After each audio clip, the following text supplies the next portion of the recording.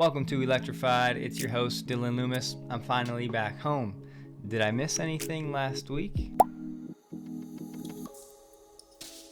We won't dive into it now. I just wanted to say, after listening to all of the sentiment in the community over the past few days, I still think it's going to take some time before we have Optimus being produced at any sort of scale, doing meaningful work where it actually impacts Tesla's financials. That's not at all to brush aside the hardware improvements and the pace of iteration, but just as a reminder, we don't know anything about the reliability. For example, how many takes were required to get those scenes that we saw in the final video. The update was very exciting. Let's just do our best to keep our expectations in check. It's still going to take time for this business line to become impactful, both to Tesla's business and to its financials. Cybertruck orders for the Foundation series have now been expanded from just Texas and California to across 26 states. I'd also be fairly confident in saying that rumor about Tesla only making 1,000 of these Foundation series trucks may have just been an inaccurate rumor. I think there's a chance Tesla produces many more than just 1,000. For obvious reasons, I think it would make a ton of sense for Tesla to sell as many as they can,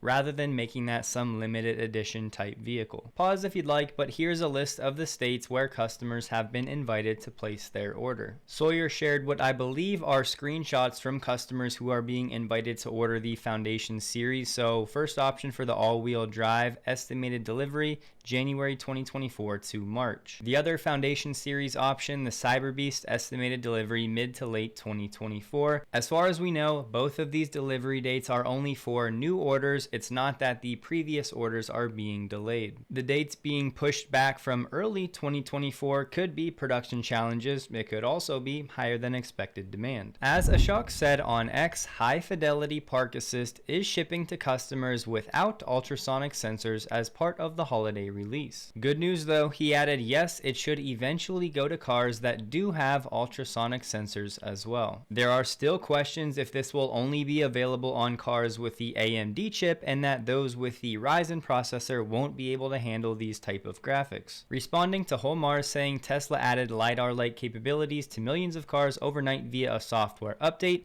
Tesla's head of AI and Optimus, Paril, said even better, it does shape completion and extrapolation beyond occlusions that raw LiDAR measurements won't. I just want to say, remember, this is going to be version 1, so it's the worst iteration that we will see of this new feature. It should only get better. Paril also said, yes, ultrasonic sensors may miss low curves or thin objects. It obviously is not perfect yet, but like any new feature, it's already a step improvement and will keep getting better. With this feature, each 3D model is gray, but changes color the closer the car gets to the object. The objects go from gray to yellow to orange and then to red. And here are some early examples of this feature.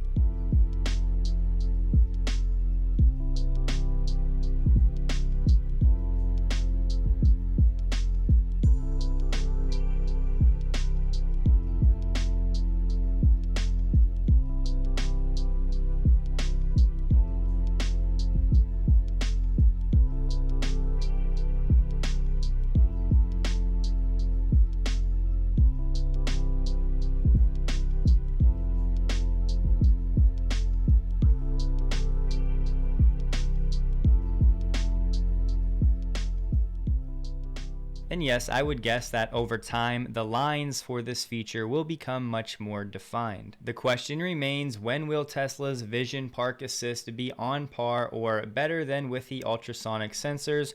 I don't know, but this is certainly a step in the right direction. The $5,000 EV subsidy in Germany that was supposed to end at the end of this year was actually just ended abruptly due to a budget crisis. Berlin also just announced that the EV subsidy would not continue in 2024 at a reduced rate. Given that the subsidy has now ended about 2 weeks early, Tesla Europe and Middle East posted, Tesla will compensate for the termination of the government EV subsidy in Germany for new Model 3 Y orders starting December 18th for vehicles delivered by December 31st, adding they will also maintain the manufacturer's share of about $2,500. Effectively, the roughly €6,750 subsidy was split between the manufacturer and the government. This will be a slight hit to margins for Tesla, but it's also a really nice thing to do. In case you were wondering about the difficulty of removing the side mirrors on the Cybertruck, according to this video, it may not be as difficult as some were expecting. It looks like under this panel right here that can simply be peeled back, there are 3 M8 bolts that just need unscrewed, and then the side view mirrors come right off. I am curious, of all of you that plan to own a Cybertruck, are you also planning to remove the side view mirrors on yours? Some of you guys will remember over the past few years I could not drink coffee. I ended up getting a parasite, turned into a whole thing. During that time though, I was looking for a natural coffee alternative, something that could help with focus and energy. After some research, I found MudWtr, the sponsor of this video. If you get jittery with coffee, this could be a great solution for all-day sustained energy and wakefulness. Also, if you guys have not heard about lion's mane and the benefits, I'd encourage you to check it out sometime, but for now, it's known to promote positive brain and nerve health. The average cup of coffee has around 100 milligrams of caffeine, and this cacao blend of MudWtr has 35 milligrams per serving. Plus, with every order, you'll get a free rechargeable USB frother that Ashley and I use all the time. Right now, I'm just getting ready to go to the gym. I used to do pre-workout, but I've been trying to get away from all of that caffeine and the post-workout crash that would sometimes come with it. Honestly, I do enjoy the taste of MudWtr just in regular water. If I had to explain it, I would say it's like cacao and chai had a child. If you want to check it out, you can head to mudwtr.com/electrified, linked below, to get $20 off your subscription. You'll get the free rechargeable frother and some samples of their coconut creamer and sweetener with MCT oil. It's mudwtr.com/electrified. Enjoy. Jay Leno dropped a new video on the Cybertruck with Lars and Franz, so I just want to zip through some of the main takeaways. Jay said he was amazed what he was able to do with the Cybertruck. The Tesla team did initially want camera side view mirrors, but Tesla could not get the regulations changed. Cameras for side mirrors are becoming a thing in Europe, but they're still not allowed in the United States. There is actually an aero benefit of having the wiper blade off to the side. The wiper probably would not exist without the truck having moved to 48 volts. It requires between 600 to 800 watts of power to move it back and forth. They did confirm Tesla has received over $2,100,000 deposits for the Cybertruck. All of the doors open to 90 degrees. They have the L track in the vault for accessories. Franz said Tesla is about twice as good as the competition when it comes to pack size and efficiency. Lars said he could not think of one part of the Cybertruck that is not made in America. They talked about the 17.5-inch true ground clearance at the highest setting, in which you can drive up to 10 miles per hour. They touched on Tesla's Wade mode, where you can take the Cybertruck through a bit more than 2.5 feet of water without getting water into the cabin. Tesla calls it the Scuba Pack, where they took the air suspension system and pressurized the battery. All you have to do is press a button on the UI called Wade mode, and it forces air into the pack to create a bit of positive pressure to keep water out. Lars said the glass on the Cybertruck is borosilica to provide chip resistance, but if you do get a chip, it will not propagate, and if you want to repair it, you just get Safelite glue and fill it in. They talked about how steer-by-wire results in less fatigue when off-roading because it can still provide feedback from the terrain, but not so much that it becomes tiring to handle like it would with a mechanical system. Lars also said that Tesla partners with Goodyear to create some custom tires and some of the lowest rolling resistance tires on the market. They showed an Easter egg of sorts. This one is for the off-road light. On the roof rack mount, there's a 48-volt wire that can be plugged in directly to the off-road light that can light up a half a mile down the road. You do have the option to bolt on a skid plate to the battery pack for more serious off-roading. They also walked through some off-road mode customizations, and they have easy terrain modes like all-purpose, sand, gravel, and rocks,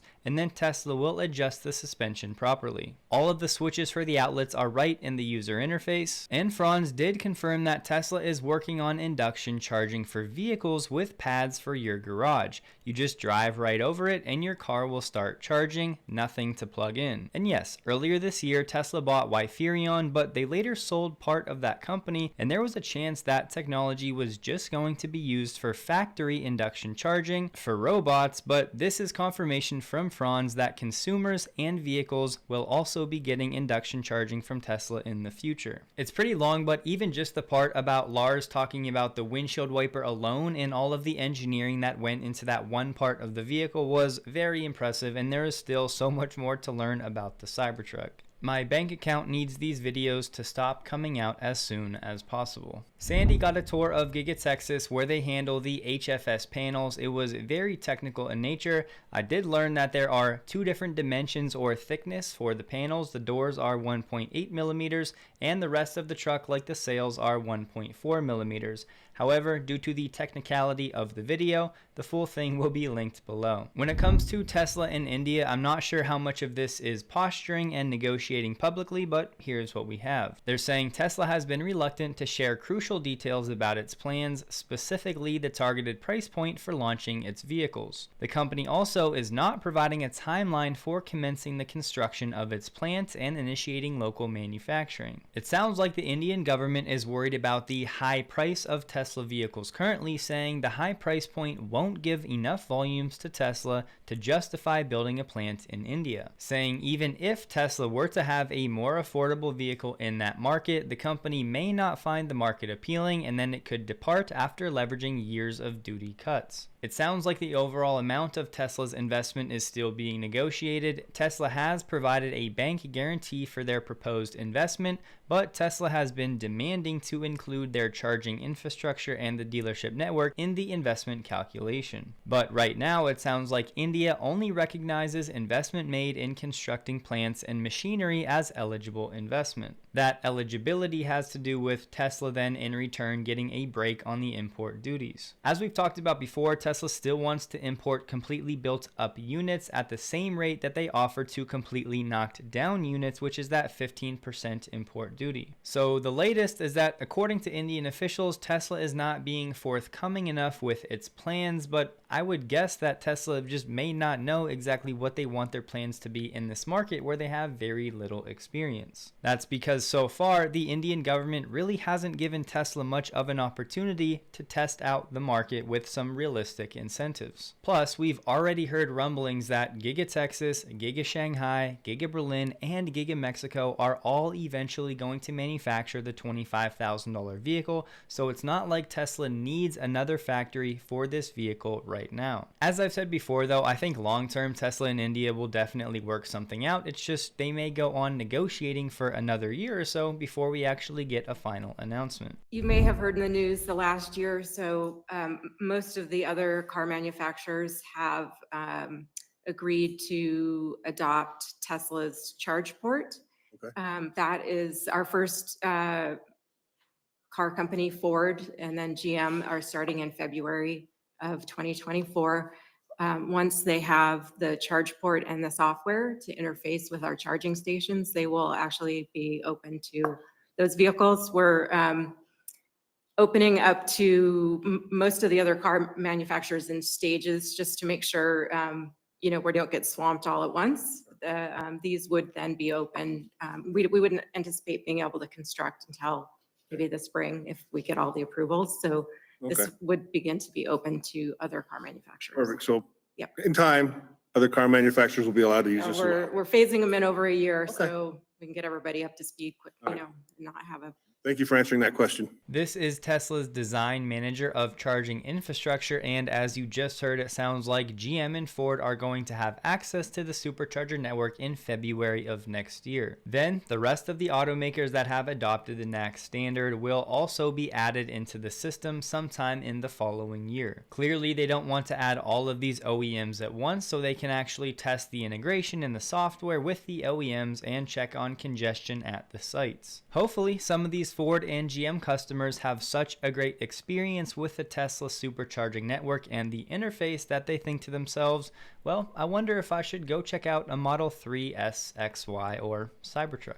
There are reports out there that Tesla has removed the Disney Plus app from the Tesla UI, and this would make sense after Elon's choice words for Bob Iger when it comes to X and advertising. I'm not sure of the extent of these removals, but the good news is you can get this app back in your car. You just go to disneyplus.com, it'll go full screen, and then the app will be re-added to the Tesla theater. Ultimately, a move like this really only hurts the end Tesla consumer. I understand why Elon would want to do it, but is it the best idea? You can certainly debate that. Either way, hopefully this workaround remains in place for those that want to use the app. Over the weekend, the acting head of NHTSA has stepped down. Ann Carlson. She'll leave her post on December 26th due to a law limiting how long officials can remain in a temporary role. For now, NHTSA's deputy administrator Sophie Schulman will serve as acting administrator. But for much of the last 6 years, NHTSA has been without a Senate-confirmed administrator. During the Trump administration, no nominee was ever confirmed to head NHTSA. The thing is, with our government agencies, it's tough to know what's really going on behind the scenes, and Carlson actually failed the Senate confirmation for this role amidst criticism from lawmakers and industry groups over her past climate activism. So whether Carlson's departure really is due to this law, or it's more about Republicans and their opposition to her being in that role in the first place, we may not know for sure, but far too soon to tell if anything will be changing with NHTSA going forward. Quick fun fact from the DOE: in June of 2022, there were 2,720 electric school buses operating or delivered and ordered or awarded funding. Fast forward 1 year to June of this year, that number has roughly doubled to 5,982. In a recent local council meeting, Grunheide's treasurer has shared that Giga Berlin is the municipality's largest taxpayer. We have Canada set to roll out some new regulation that will require all vehicles to be zero emission by 2035. The electric vehicle availability standard is supposed to be announced in the coming days. It will require ZEVs, which include electric, hydrogen, and plug-in EVs, to make up 20% of all new car sales in 2026,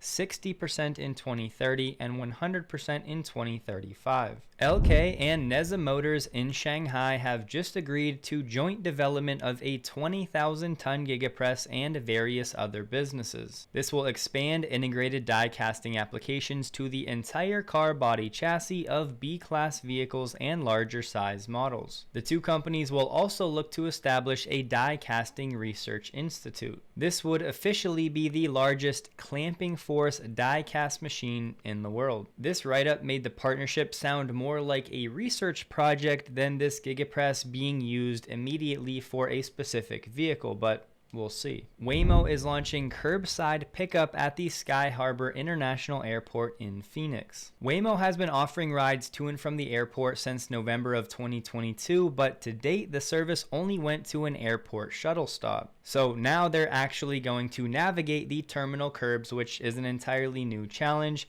To start, they'll have limited hours from 10 p.m. to 6 a.m. and only terminals 3 and 4. Initially, this will only be available to a select cohort of active riders in Phoenix. Waymo intends to open these pickup locations to all its riders and expand to 24/7 service in the coming months. Waymo has been pretty quiet as of late, and given what's going on with Cruise, that may not be such a bad thing. We also have a Toyota-backed startup, May Mobility, looking to offer driverless rides in Arizona. Their autonomous Toyota Sienna minivans will ferry select residents of a retirement community in Sun City along public roads beginning today. May Mobility actually contracts directly with the local municipalities, and in this case, riders may choose between 18 departure points and stops in the service's initial rollout. The vehicles are not on a fixed route, and riders can hail a ride via the May Mobility app, The autonomous Siennas will operate within a 4.5-mile service area. Nio is set to receive a $2.2 billion strategic investment from a fund backed by Abu Dhabi. This will be a dilutive move, but it will also take bankruptcy off the table for Nio for at least another few quarters. CYVN Holdings will acquire 294 million newly issued shares, which will increase their ownership to 20.1%. Now we have 16 major investors in the Nordic region threatening to sell their Tesla shares if they don't sign a collective agreement. If Tesla does not change its mind, it may become relevant to sell the shares in the company and leave the part ownership. They did say, however, this is a last resort. One of the groups involved, Norway's largest pension company, KLP. This article was from today, and it says KLP owns 0.027% of shares in Tesla with a market value of $211 million. This investor group is asking for a meeting with Tesla in early 2024 to go over some of their concerns. We don't know how many hundreds of millions or billions of dollars would be at stake here, but the truth is this would most likely hurt these pension funds and these investment groups much more than it would actually hurt Tesla, at least in the long run. And yes, I would gladly buy some of these shares if they go up for grabs. A recent poll that was released by Novus has showed that 58% of Swedes believe the union is right to take the fight with Tesla. Adding only 20% of those who answered believe the union's industrial action is wrong. I do not think this is something widespread yet, but something to keep an eye on. Chuck Cook said driving FSD Beta 11.4.9, Tesla was going around manhole covers in Atlanta. So could this be the first hint of driving around objects like potholes or raised manhole covers? I'll repeat Chuck's question. Have any of you been experiencing this behavior? In case you're wondering how things are going over at Mercedes, this was shared on Facebook. This news release is being given out at local Mercedes dealerships to spread FUD. A friend of this person brought a Mercedes in for service and was given this by the service advisor. Here's the Mercedes business card with the headline of the recent Tesla recall. To me, this reeks of desperation. I'm working on looking into this, but given my cross-country travels, I have not had the time I've wanted to, but Matt Smith and the team over at Rebellionaire are saying that Tesla is claiming 95% domestic content for their Megapacks. This would of course have big implications when it comes to incentives for the Megapack, but the question becomes, how is Tesla pulling this off? Are they funneling some 4680 cells into the Megapack? Do they have an LFP cell supply coming from somewhere that allows this to be possible? We'll see. And I don't want to dive into this yet because again, I have not had the time to look into it properly, but I did want to put it out there if any of you also want to go down the rabbit hole. It was at this point my camera died, my continuous power source is not working, new part is on the way. We'll continue for the day without my mug on the screen. The 2024 Mercedes AMG EQE is only going to have 235 miles of EPA range with a 90.6 kilowatt hour battery pack for a vehicle that costs over $100,000. Trevor Milton was finally sentenced today by a U.S. district judge, and he'll be ordered to spend 4 years behind bars for lying to shareholders about Nikola's progress. Milton was in tears as he asked the judge to sentence him only to probation. He said he did not intend to mislead investors and made mistakes due to a lack of experience, saying, "I was not a very seasoned CEO." Elon was interviewed in Italy at the Atreyu event. The only thing he really said specific to Tesla was that they have around 140,000 employees globally. Full interview will be linked below. Don't forget, check out MudWtr linked below, especially for those days when you're looking for a coffee alternative. Hope you guys have a wonderful day. Please like the video if you did. You can find me on X linked below, and a huge thank you to all of my Patreon supporters.